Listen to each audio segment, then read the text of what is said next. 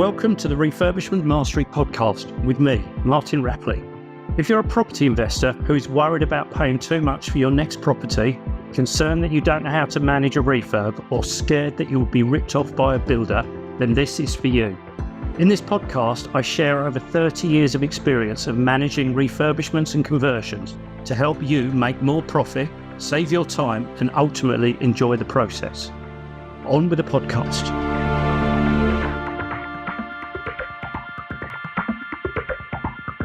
Hi all, welcome to this week's episode of the Refurbishment Mastery podcast.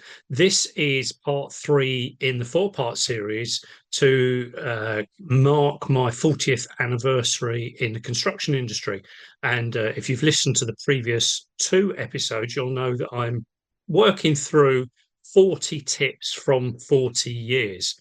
So the first 2 episodes cover the first 20 and pretty much get me to a point in my career where I came away from employment.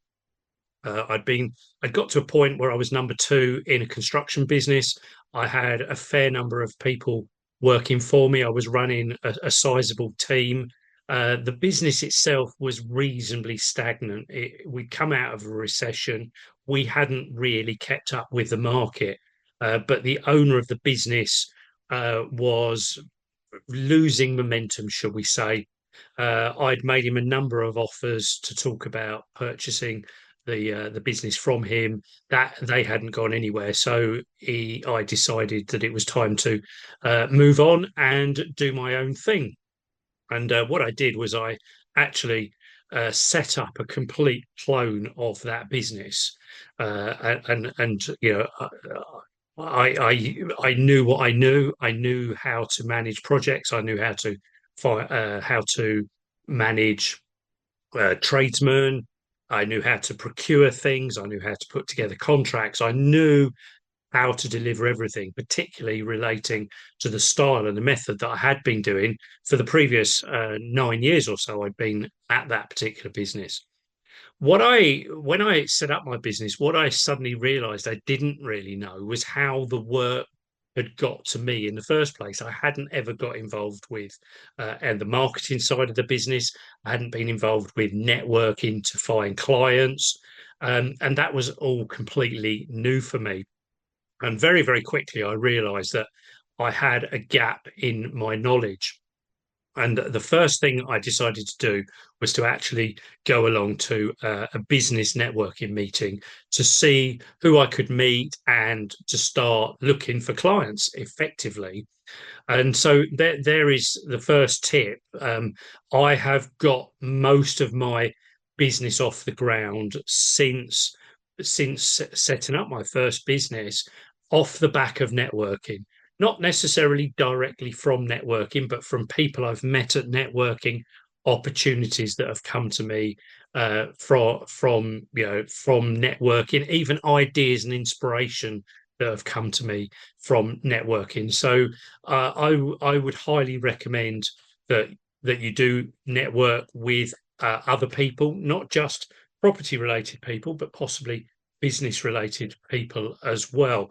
And some of you will know that I actually hosted a property networking meeting for 8 years, really because I wanted to give back, but I also knew that if I was hosting a meeting, that was building my credibility and potentially, and it actually came to fruition, I was also meeting potential clients as well. So I set up this business that was a complete clone of who I'd been working for. But one of the things that was hard for me was to go after the blue chip clients that I'd been working for previously. Most of those blue chip clients weren't interested in working or engaging what they saw as a brand new contractor, even though a lot of the people knew me very well. The protocol within their business didn't allow them to work with a new contractor. So I had to start looking further afield for work for my construction business. And that's really, I started advertising on early Google adverts, and there were some portals around there where you could advertise your services. I particularly got a lot of work from a company called Service Magic, and then another business which ultimately became Rated People, which I think are still out there. But I was very new to that. Well, they were new to the market, and I was new to them. And by coincidence, I started to find that a lot of my potential clients were actually property investors. And I started talking to these property investors because they wanted work. And I probably just dipped into a few property investing meetings in those days. But what I realized was most of those clients, most of those potential clients, most of those property investors in those days didn't really know what they wanted. And this was a real eye opener for me that potential clients were talking to me about that carrying out refurbishments and conversions of properties. They wanted prices, but they'd got nothing written down. They weren't totally clear what they wanted. And I was having to write the specification, write the schedule of works for them, which for me was back to front because my view was, well, surely it's their property. Surely they should know what they want.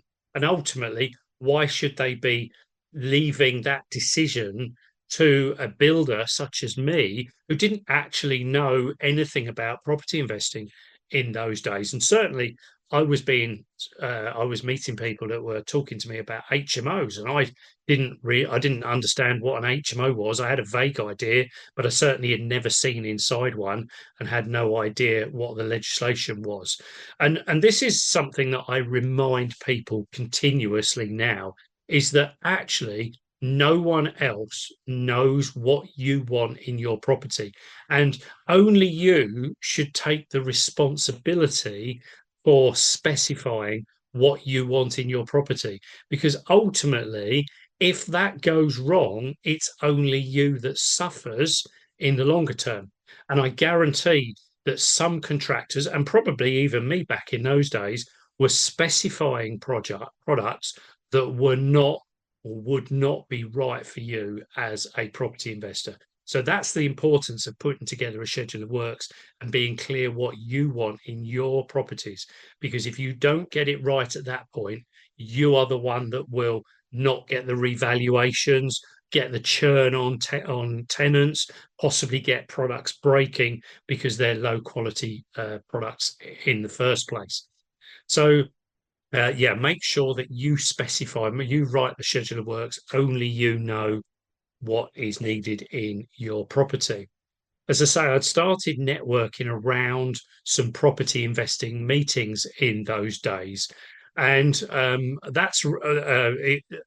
after a time, a new networking meeting started up near to me. It was run by an organization I'd never heard of before called Property Investors Network, which is PIN. They're still around, and most of you, if not all of you, would have heard of PIN, I'm sure. And I went to their very first meeting that they ran in Kent. And it was a bit of an eye opener, really, because as most of you know, if you've been to their meetings, there is an element of selling. I think there's a lot more now than there was in those days, but there was an element of selling. And it was a real eye opener to me that people would spend money to learn stuff. I'd kind of got it in my head that I'd done all my learning years before. I'd gone all the way through school. I'd subsequently done a degree. And I'd kind of felt, well, that's it. I've done all of my learning.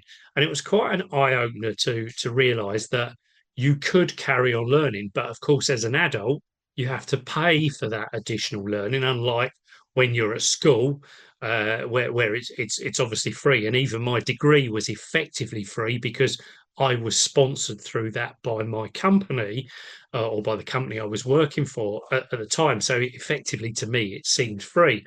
And so this was a real eye opener that you could spend money on your own self development. Um, and at this point, actually, I didn't spend any money on property investing training. I actually spent some money on some business development training. So I joined an organization called Entrepreneur Circle and started learning about how to run my business a little bit better. So the next tip is don't be afraid to spend money to learn. Because what actually came from that learning or from going to a number of the entrepreneur circle meetings was actually I probably wasn't running a business that I was totally engaged with. It was almost as though I'd realised I needed some other people to ask me questions to realise that I was getting fed up being at the cut and thrust of running a building business.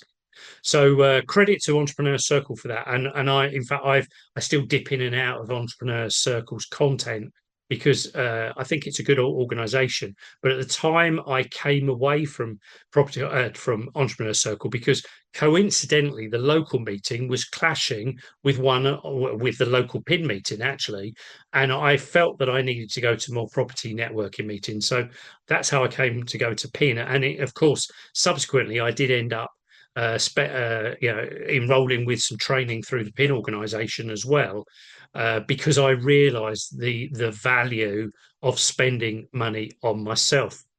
Some of the first work that so after I kind of established that I didn't really want to be a contractor any longer, I decided I would become a consultant. So rather than directly engaging the tradesman and buying the materials and what have you, I would work as a project manager, sitting between clients who were, in those days, a lot of them were property investors and builders, and I would manage the process for them. And it was about, I'd only just kind of set that business up. It was alongside getting involved much more with property investing for myself. And got a phone call from someone, and they said, Martin, we think we really need your help. And I said, I'm really sorry. I know the last time I met you, I was running a building business. I'm really sorry. I've wound the building business up. I'm not doing building anymore. And they said, this fella said, well, what are you doing? And I said, I'm working as a consultant, sitting between building businesses and clients, developers, and property investors. And he said, well, that's really handy because that's kind of where what I wanted to talk to you about. We've got this development business, it's grown quite quickly. Um, and we believe we've got left behind, and we're still working with a lot of older methods and methods that aren't working. And as the company's growing, we're really concerned that our processes are leaving us behind. And they said, this fellow said to me, what really struck me was when you tendered work for us, although I never won anything for them, you always put a lot more care and attention into your prices. And what we believe, looking back, is actually you had much more awareness as to how you were going to deliver those projects than invariably the contractors that employed. And even though they'd employed contractors based on cheap prices, they invariably ended up paying way more for them. And what this guy said to me was it was the presentation of my documents that really got me noticed. So there's a tip there for you. If you're ever working with anyone, presentation is important. Whether you're seeking work as I was in that situation, whether you're engaging with estate agents, whether you're engaging with property owners, whether you're engaging with valuers, anyone like that, the way you present yourself and your business, and verbally and also in writing, will absolutely get you noticed. And that led me into doing quite a bit of work for that particular business over a number of years. And um, in fact, my remit with them was to spend 1 day a week in their business and look for ways to improve the business and tidy things up. Now, I could tell you an awful lot that I learned from that business, because there were, some really, really good. There were some great things I learned from it. There were some gaps in their business that I was able to help them out, and they actually grew massively over the next few years. Sadly, it was COVID and lockdown that ended up being the demise of that business because they couldn't develop, they just couldn't build, and yeah, the whole thing came tumbling down. I wasn't really involved by the time it came down, so I didn't really know the full story there. Let's jumping in to make sure that you have everything you need. Now, in a number of these podcasts, you would have heard me talk about my community, and I want to ensure that you know how you can join that community. Obviously, within these podcasts, there's a limit to the detail I can go into the recording, and of course, a lot of things are very generic. So, what if you had access to join me on a Zoom call for 90 minutes every single week in a group coaching environment? You could get your questions answered whenever they come up and learn from other members' questions. Plus, you also get 10 hours of training videos, an HMO refurbishment case study, some sample documents and checklists that will help you run your projects far more effectively. Membership of my community is just £89 a month. You get the first month free, and you can also cancel anytime after that. Plus, as a listener of this podcast, there's a promo code to help you save £20 every single month that you remain a member. So just make a note of VIP discount 20, VIP discount 20, all in capital letters, and put that into the checkout. You'll find the checkout on my website, www.refurbishmentmastery.com. Scroll down the page, you'll find the link for the Project Management Accelerator. Use the promo code VIP discount 20 and you'll be signed up at just £69 a month. I look forward to seeing you in that community very, very soon. Now back to the podcast. One of the early things that I realized that they didn't know was the importance of putting contracts in place between them and their builders. So they were engaging a lot of builders. It was wishy-washy documentation, and there was scope for disputes. Now, what happened was this developer had been quite small, and so most of their builders, it was the same people working for them all the time. If there was a dispute, they effectively just stopped working with the builder. So as a result, the builders tended to bow down and accept things and negotiate and get on with things. But as they were growing, they had to tender their work to more builders, to bigger builders, to more switched on builders. And that's when I enlightened them on the power or the importance of actually having contracts in place between them and their builders. And I would say exactly the same to you now. It is so important to have a contract in place. It doesn't have to be a formal contract. It could just be some agreed heads of terms. The very nature of you agreeing terms with your builder will eliminate so many potential problems later on that they are worth their weight in gold. So don't overlook the importance of putting contracts together. I was one of the things that this particular business were quite keen on doing was looking at the more modern methods of construction, and timber frame is the obvious one that a lot of people talk about. But there was steel frames, light gauge steel frames. There was polystyrene blocks that were filled up with concrete. There was something else made from recycled newspaper. There's all sorts of these modern methods out there. And they were quite interested in becoming trailblazers for some of these modern methods. And one of the things I said to them was, I don't believe they should be doing that. I don't believe that small businesses should be looking to be trailblazers. I think it's too much of a risky market. I think we need the economies of scale. We need churn. We need to turn things around quickly. We don't want to be spending a lot of money trialing and testing something that may or may not actually be the answer in the longer term. So that would be my next tip, because I believe whilst they had problems during COVID and lockdown, I think some of their problems were the fact that some of these systems they were trailblazing actually got bogged down in COVID and lockdown, even more so because some of them were foreign systems. They were small businesses that couldn't sustain the pandemic for themselves, and I don't think that actually helped them in the longer term. But I still believe that we, as property investors and small developers, really shouldn't be spending huge amounts of money on brand new systems that we need to try out. We really need to be building in standard ways using standard products because those new systems are going to cost money to deliver, and by and large our businesses can't sustain that. I was obviously working for other clients as well. So I was doing all sorts of different things, and actually, no 2 days were the same. No two clients were the same, and it was a really interesting period. What didn't help was I was trying to build a property portfolio at the same time, and everything kept pulling me back into the business. So the property portfolio wasn't really growing at any great speed.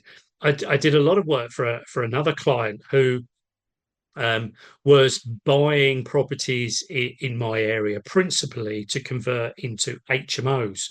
And it was really interesting working with that particular investor because he was the person that opened my eyes to the fact that we don't actually always have to add value when we carry out refurbishments, that we can carry out refurbishments and we make our money from the cash flow instead. Up until that point, because I'd come from a building business, I'd always felt that we had to add profit everywhere. And I'd never really considered that for some people, investing for cash flow was actually more important than investing for equity growth, and capital growth. And that particular investor was effectively just buying good quality stock, not necessarily for solely for him, but actually for his family in the longer term. So he wanted good stock in good areas that would hopefully benefit from capital growth over the longer term. And then he wanted some basic cash flow in the short term just to prop up his business. Now, he actually had a very successful business elsewhere, so he didn't really need more cash flow. So he was really looking for good quality stock in good areas where the value would go up, and he was holding it very much for the longer term. He wasn't interested in refinancing and getting his money out, so he didn't really mind if he pretty much spent all of the margin, all of the equity he'd created on creating the equity. So do be really clear, what are you trying to achieve from your investments? Are you looking for capital growth? Are you looking for cash flow? Are you looking to refinance and get a lump sum back? What's right for you? Don't be swayed by what other people are doing, because we've all got our own models, we've all got our own metrics. So, yeah, just think about why you are investing and what you are trying to achieve. That's my next tip. Just think about what you want to achieve. It may not be what other people around you want to achieve. That nothing's right or wrong. Take the route that is right for you. One of the projects I was doing for this particular investor um, was again a refurbishment of a house into an HMO, and the investor met me at the property, and we put together a budget for the work. And I said at the time, and bearing in mind this is now, I don't know, 12, 13, 14 years ago or so, but I said at the time that I was pretty confident that we would be able to bring this project in for less than £100,000. So it was an upgrade and improvement of an existing house to turn it into an HMO. And I was pretty confident that he would get change from £100,000 if that was the budget that was needed. We tendered the project out, um, and didn't get particularly good responses from contractors. Didn't really feel that any of the contractors were totally engaged, even though we'd done a schedule of works, we'd met them all there, we'd given them every opportunity to price. And what was really interesting was all of the prices were well over £100,000. And I said to my client, look, first of all, I haven't got any confidence that really with any of these builders for whatever reason. And secondly, I don't think any of their prices are right. But I said, if you want to get on with the project, we're just going to have to bite the bullet and go with the best of the worst one, effectively. And you will have to accept that it's 20 grand more, yeah, more expensive than it should be. Now, my client said to me, and in fact, I would have, led my client to, to this kind of decision. But my client said to me is, we cannot have the wrong contractor, which actually, yeah, I would always say, um, because ultimately, if you get the wrong contractor, it will cost you more time and it will cost you more money. We weren't sure about the contractors; they were all over budget. So my client said to me, retender this project. And I said, you're aware this is going to take another 4 or 5 weeks to do? He said, I would rather wait for 4 or 5 weeks and get the right contractor. And hopefully, and I had a good relationship with him, hopefully you'll prove to me that your budget was right. Um, and sure enough, retendered the whole project, found a whole bunch of new contractors, retendered the whole project. We found much better contractors. We also found several prices below the £100,000 budget. So that was really, really good. And actually, the contractor who won that project ended up going on and doing quite a lot more work for me or for other clients around that area over subsequent years. So yeah, the wrong contractor will cost you more in time and money, and don't be afraid to start the process again to find the right contractors and to get the money, get the budget down. It will save you in the longer term. A lot of the contractors I was talking to, sorry, a lot of the developers I was talking to, and developers and property investors that I was meeting, were saying to me the problem that I had as a business was that they couldn't afford me to, they couldn't afford to engage me for running some of these smaller projects. The guy I'd been doing a lot of work with, in fact, most of the business I'd been working with at that stage, pretty much they all had other businesses on the side. They had good income elsewhere, so they were looking for an easy one-stop shop. So they would pretty much delegate everything to me to deliver. And a lot of them wouldn't even get that involved with the projects themselves. They relied on my by their knowledge in property investing to ensure that they got kind of what they believed they needed.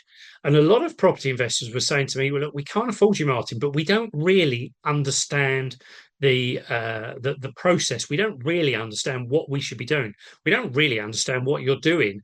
And some of that was around, we don't understand what you're doing, so why on earth is your fee this, this amount of money? Um, and it became a real, it became a real hot topic, to be honest, that because so many people were having a conversation with me, and I had a really good relationship with a property investor. Actually, one of the guys I'd sat next to at that very first networking meeting I'd gone to in the property investing world said to me, Martin, he said, you really ought to be training people how to deliver projects like you've been delivering projects. He said, because these people don't know how to do it. And he said, the reason they're questioning your prices is because they don't know what they don't know. They don't realize how complex it was. Now, that particular investor, Paul, actually had a painting and decorating background. So he had a bit of a background in construction. He knew enough about how construction worked, and he knew that it was way more complicated than a lot of these property investors perceived it to be, or the delivery of projects was more complicated than a lot of these property investors perceived it to be. So he said to me, "You don't know what you don't know," and he said to me that I needed to be the person that told them all of this information? And shouldn't I be running training courses to do that?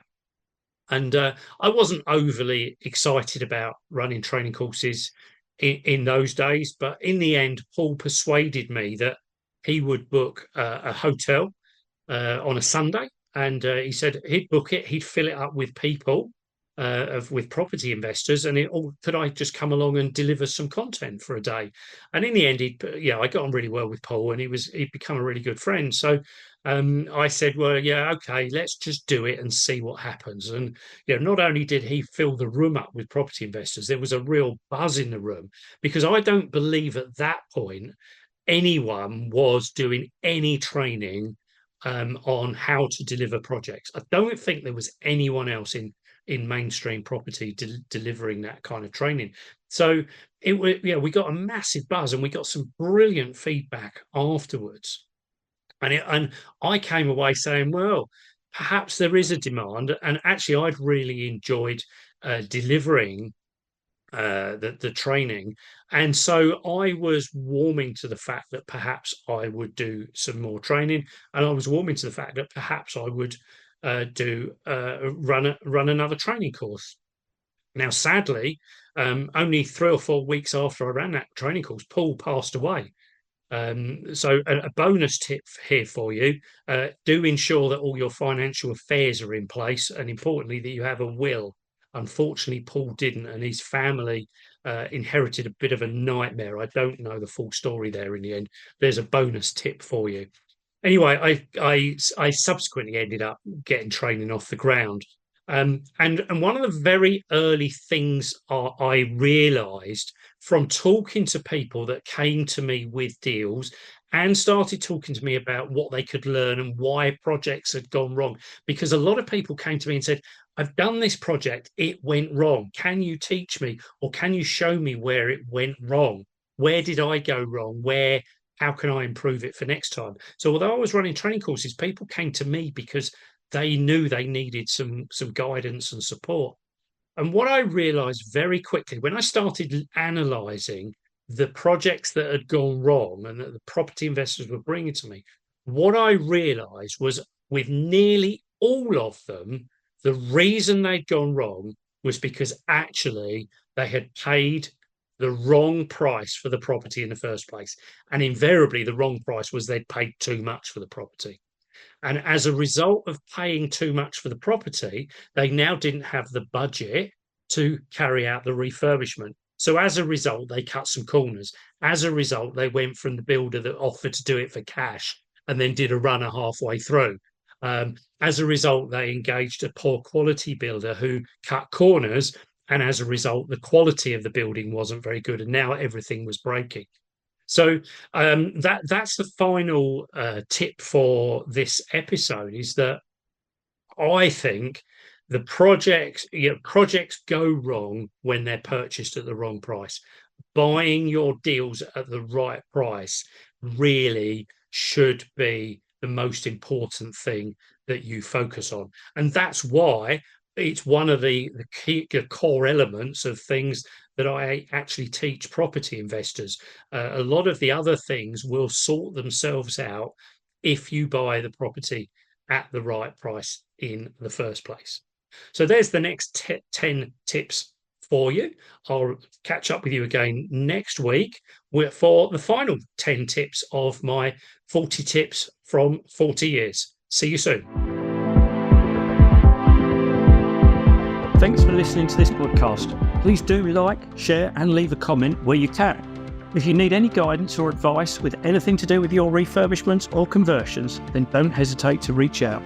You can book a free call with me by clicking on the link at the top of my website, refurbishmentmastery.com. There's other ways you can contact me in the show notes as well. I look forward to speaking to you again soon.